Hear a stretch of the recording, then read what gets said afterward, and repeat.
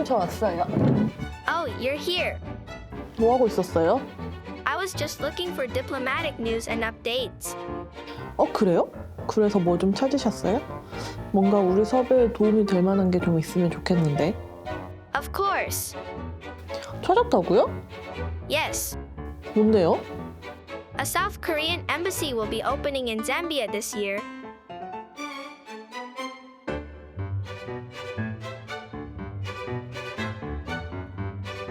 잠비아에 한국 대사관이 없었구나. There was one. The embassy opened in 1990 but had to pull out in 1998 due to the Asian financial crisis. 그런데 올해 다시 문을 여는 거예요? That's right. 너무 좋은 소식인데요? 우리 이걸 계기로 잠비아 대사님 인터뷰를 한번 해보면 어때요? Sounds great. 마침 너무 잘 됐네요. 안 그래도 제가 몇 주 전에 잠비아 대사님을 만난 적이 있습니다. For what? 대사님께서 아리랑 TV에 한번 오셨었거든요.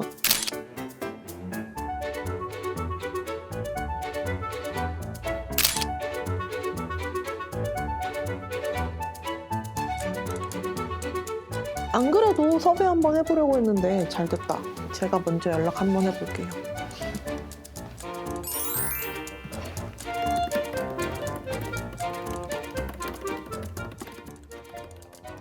A few days later, we heard back from the embassy.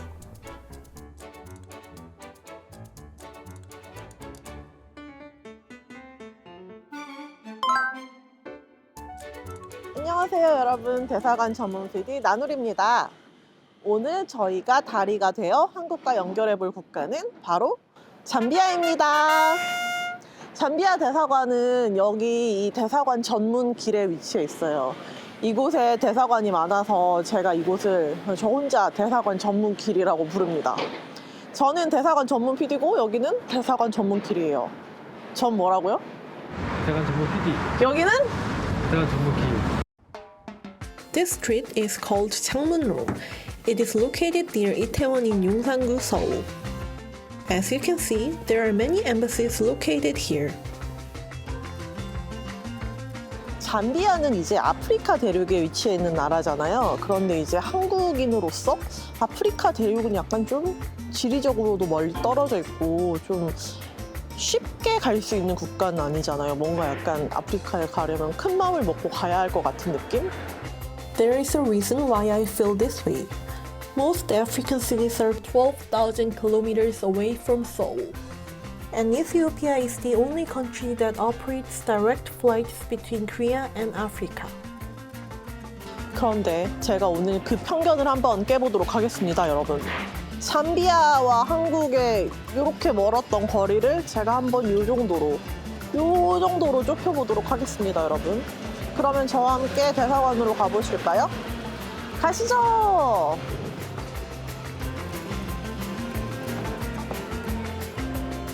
대사관 도착했습니다. 잠비아 대사관. 대사님 차도 여기 와 있네요. 대사님 차 여기 도착해 있고요.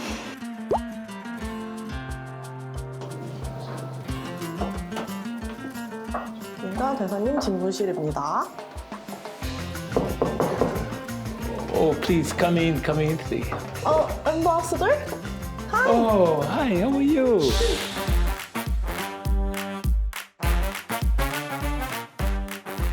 Nuri Bwezani. Nuri Bwezani.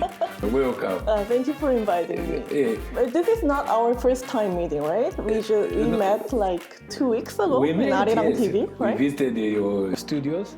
We were very impressed.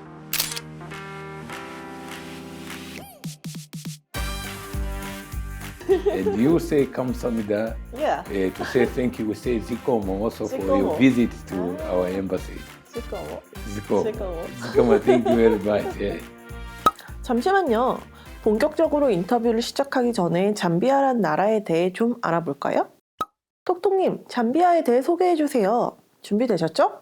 Of course. Let me tell you about Zambia now. Located in southern Africa, Zambia is a landlocked country with 8 other countries on its borders. The name Zambia comes from the Zambezi River, the 4th longest river in Africa. The Zambezi River passes through Zambia, Namibia, Botswana, and Zimbabwe, and connects to the world-famous Victoria Falls. The Victoria Falls are located on the border of Zambia and Zimbabwe. Zambia is the world's 7th largest copper producer and possesses various mineral resources including gold, zinc, lead, iron ore, and manganese. Zambia's mineral resources also include diamonds, topaz, and opals. In particular, Zambia produces 20% of the world's emeralds. And we started setting up the cameras for the interview. And the interview begins now. Okay, so Ambassador, you presented your credentials in October last year.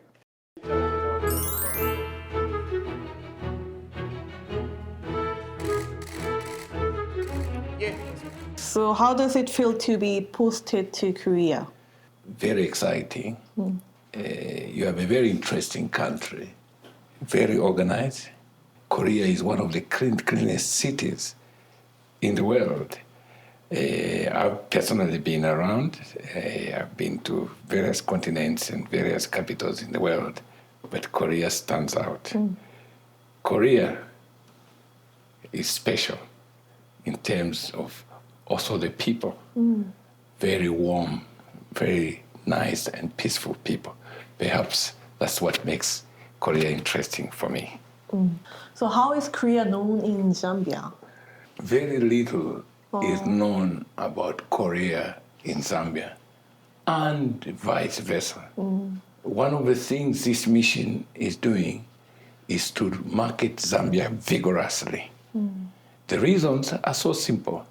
Zambia is 14, 15 hours away from here. Nothing much was done in the past to promote Zambia's interests here, and vice versa. Now, with the opening of the Korean embassy in Zambia, that will make it easier. Korea is special to Zambia. We have to work with Korea. There's something in common with Korea, with Zambia. You've tasted poverty. 70 years ago, your GDP was lower than ours. But today, you're among the 11 most developed economies in the world. Have you done that?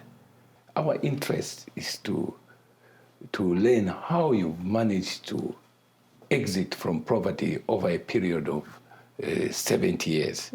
We're interested to emulate what you Koreans have done. Our agenda as a government is to develop our country. And there can't be any better partner than Korea.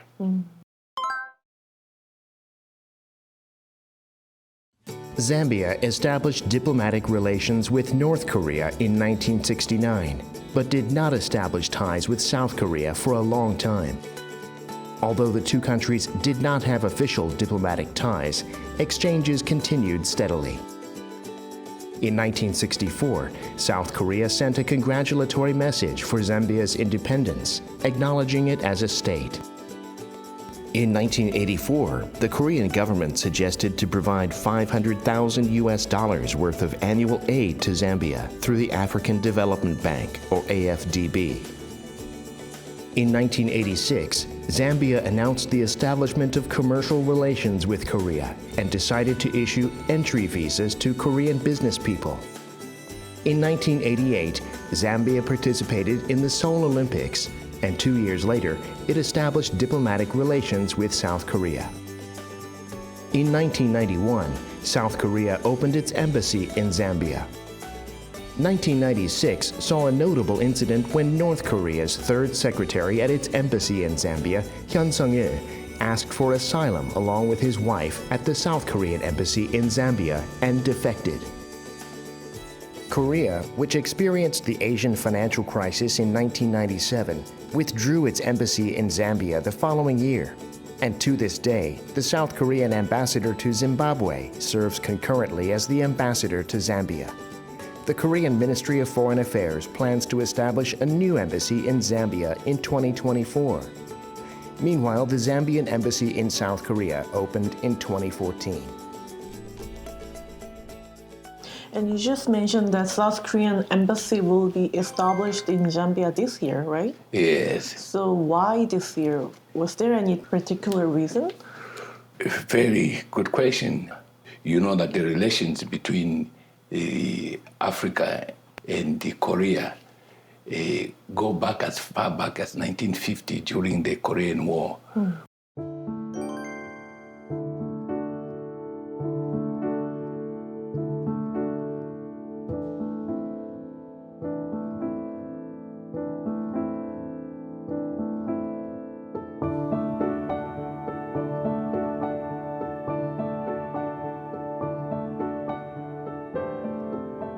Coming to Zambia, my country, one, we have a lot to offer to Korea.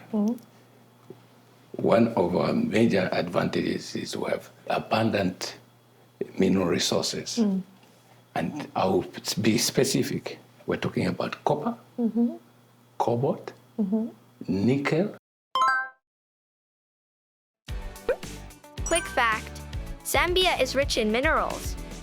It's the world's 7th largest producer of copper and holds 6% of the world's copper reserves. Also, Zambian emeralds account for about 20% of the world's supply. In addition, minerals such as gold, zinc, lead, iron ore, manganese, nickel, diamond, aquamarine, and topaz are found in Zambia. It's a huge variety, isn't it?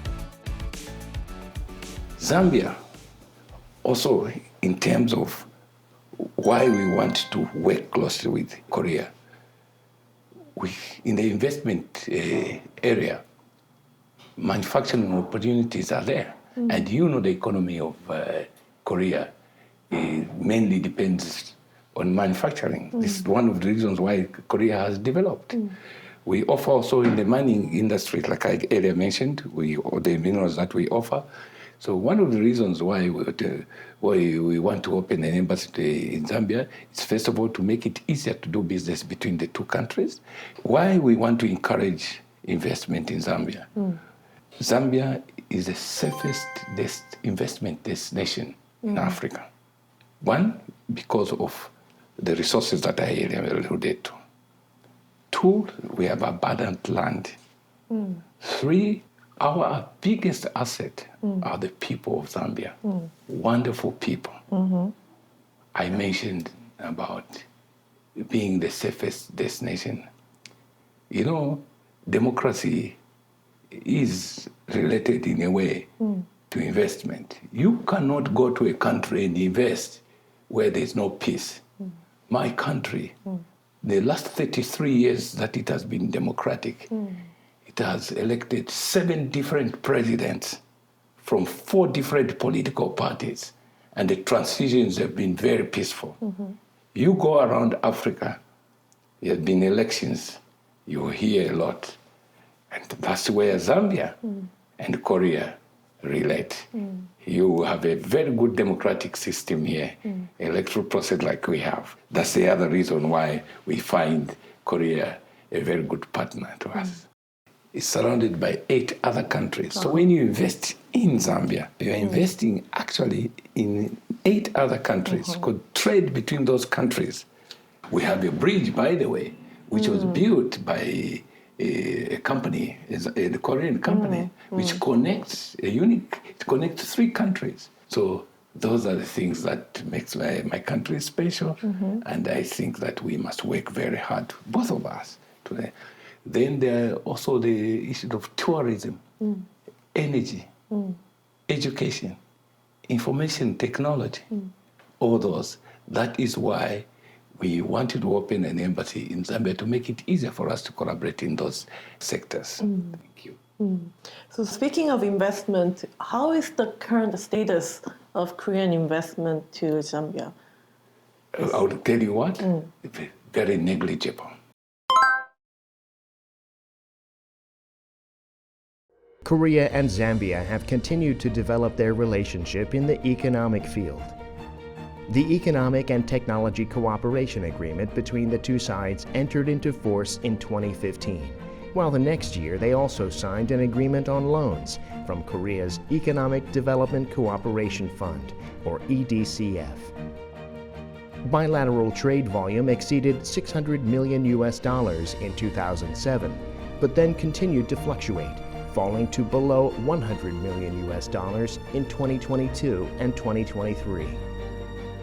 Korea's main export items to Zambia, as of 2022, include other artificial fibers, acrylic fiber, and pharmaceuticals. Korea's main imports from Zambia include copper ingots, other metal minerals, and leaf tobacco. Meanwhile, looking at Korea's investment in Zambia from 2006 to 2022, it was around $1.65 million invested, while the number of new corporations was 12. Compared to other countries, economic cooperation between Korea and Zambia is still less active. We are aggressively pursuing that route to ensure that there is heavy investment from Korea to Zambia. This conference room where we are seated here, every single day we're having businessmen coming to visit our embassy, showing interest, wanting to invest in our country. We guide them here. As the ambassador said, Korean companies have become more and more interested in Zambia recently. In September 2022, SK Group Chairman Choi Tae-won met with Zambian President. During the meeting, he said Zambia's copper mine, which supplies copper foil raw materials, a key material for electric vehicle batteries, will be an interesting opportunity for SK. He also said SK can play a role in helping Zambia's energy transition. In response, President of Zambia said that he hoped to continue detailed discussions for business cooperation between SK and Zambia. I can tell you that my tour of duty here is minimum 3 years. I can assure that by the time I'm leaving Korea, there will be a lot of activity between Zambia. I can foresee that. I can feel the pulse that there will be a lot going on between Korea and Zambia. Then why do you think in the past Korean investors are not that interested in Zambia? I already mentioned very little is known about Zambia here. Very little. You ask Koreans where is Zambia, some of them don't even know. So it's us now to market our own country. So what kind of plans do you have to promote Zambia in Korea as an investment destination? There are a lot of exhibitions that take place here, and our team participates. We, as an embassy, are also working on a project with Ethiopian Airlines to see how we can collaborate to attract tourism, our tourism attractions in Zambia. The project is on. We are hoping that come the end of this year, something tangible will have come out of that. Of course, at some point, we're even thinking if it does work, the issue of opening a direct flight between Zambia and Korea should come into play. And that also will encourage investment, will encourage tourism and others. Okay. So last year in August, South Korean Foreign Minister visited Zambia for the first time.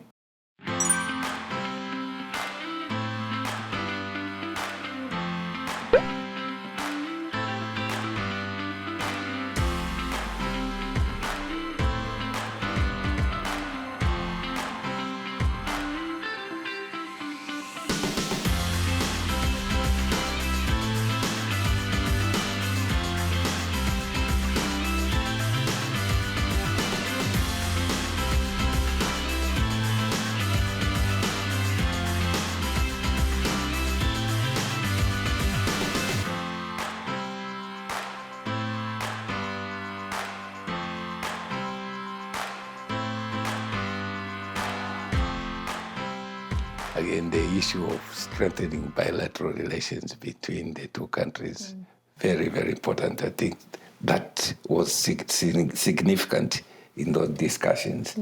Also, what was discussed of significance was the Korean story, which I've been alluding to.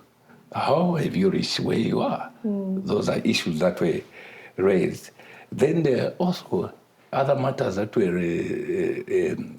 discussed of significance is how to collaborate in sectors, the health sector.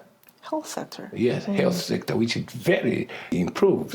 You go to a hospital here, you cannot compare to some of the hospitals in some parts of the world that we've been to. We're wanting to collaborate in education. I already talked about that.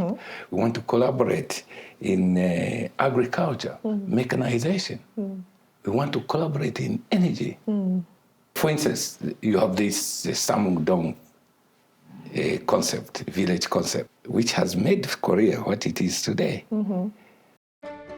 The Saemaulundong movement was a South Korean government-led initiative in the 1970s to eradicate poverty and develop local communities.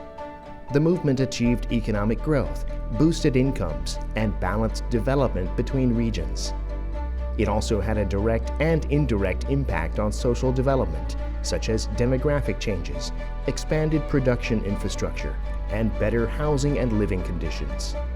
In addition, the Saemaul spirit of diligence, self-help, and cooperation is seen as having contributed to changing people's ways of thinking by encouraging rational and productive attitudes toward life and increasing the can-do spirit.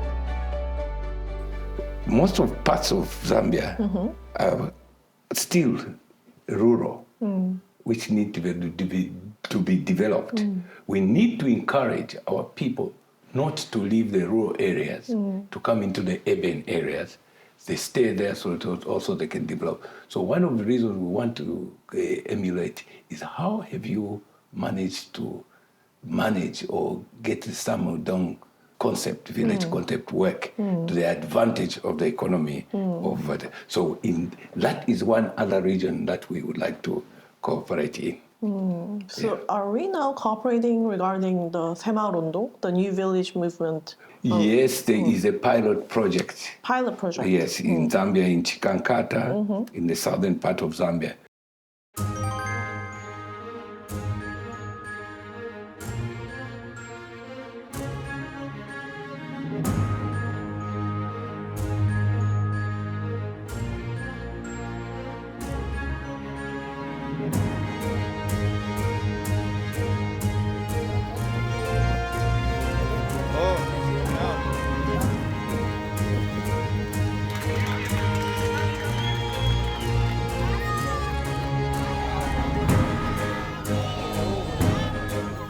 But as a mission, Zambia has 10 regions, and it has 115 districts, right?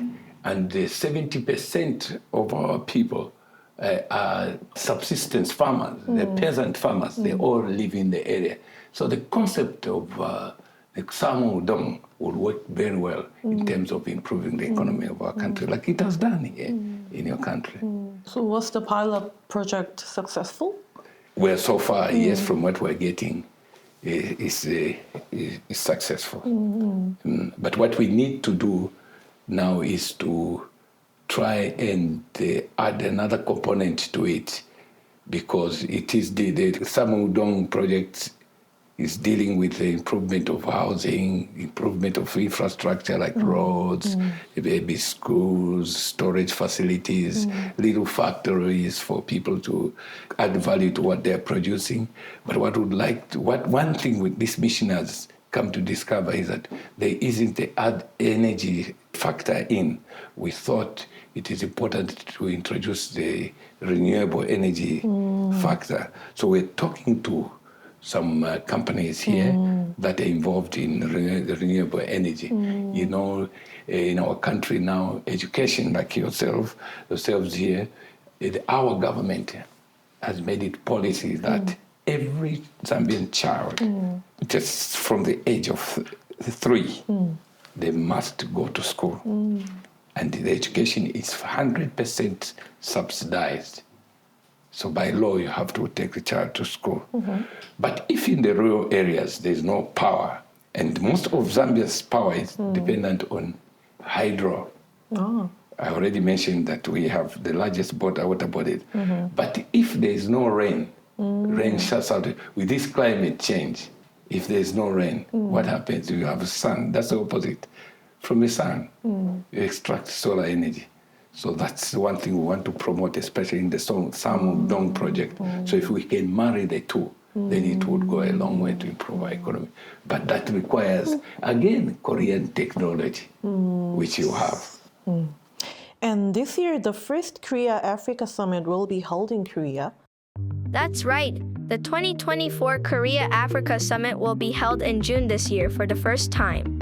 With the rise in Africa's strategic importance, the Korean government is hoping to elevate relations with Africa and lay the foundation for expanding economic cooperation through this summit. So what do you anticipate from the summit? A lot. What is important is it's a first of its kind.